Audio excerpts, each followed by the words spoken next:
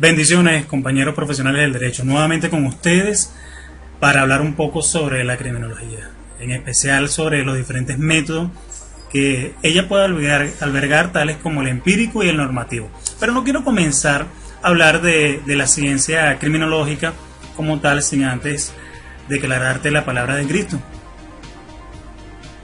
Pide a Dios y se te dará. No hay nada mejor que saber que contamos con alguien especial que cada vez que nos escucha nos da la respuesta, nos da el instrumento, nos da el talento, nos da el discernimiento, nos da todo lo que necesitamos. Pide a Dios y se te dará. ¿Qué necesitas en este instante? Yo no sé realmente, pero estoy seguro que necesitas todo. Y todo proviene de Él. Dios te bendiga. Comencemos entonces.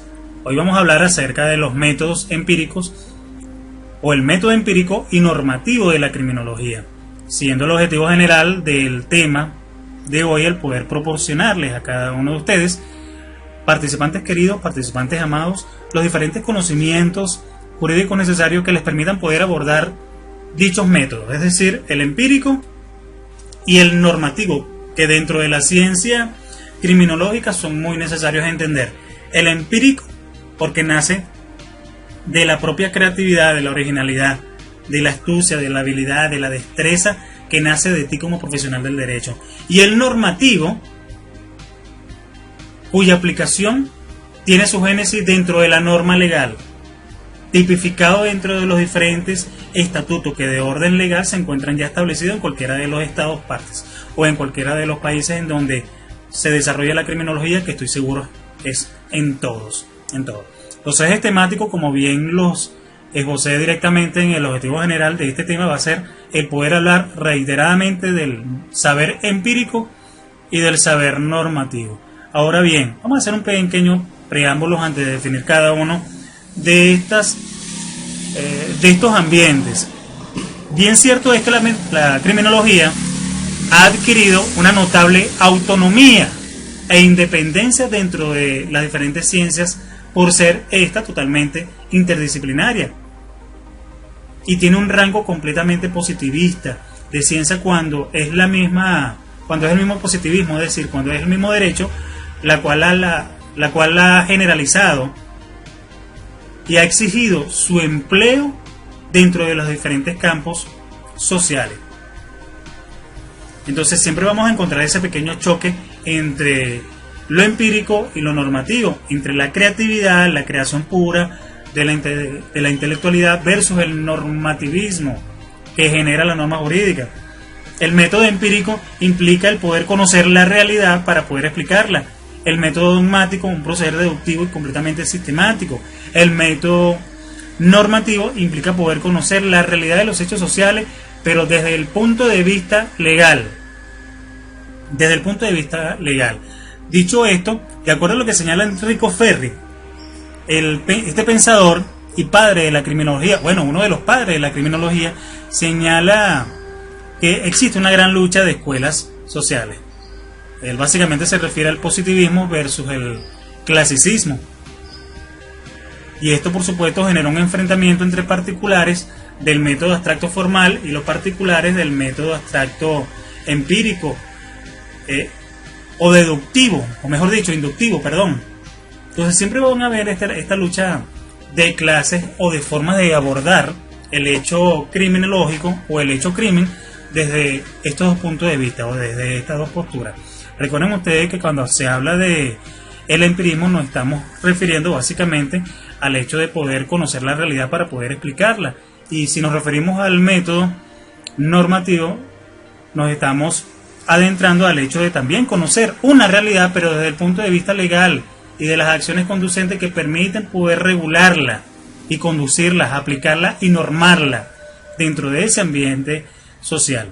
El método empírico se encuentra basado básicamente como en una oportunidad, ya lo había comentado, en la observación. Y en su caso, por supuesto, en la experimentación, la cual se considera en la actualidad totalmente extendible y también al estudio del comportamiento delictivo. La observación de la actividad social, la observación de la conducta social, la observación del hombre como interviniente, como parte activa, como parte fundamental de la sociedad, es completamente necesario. Observar los diferentes fenómenos que existen dentro de la sociedad, pero que al mismo tiempo representan hechos negativos en la formación del hombre, puede resultar y resulta completamente interesante su análisis para la prevención del delito y por supuesto para la generación de políticas de estados tendientes a la prevención de este tipo de hechos.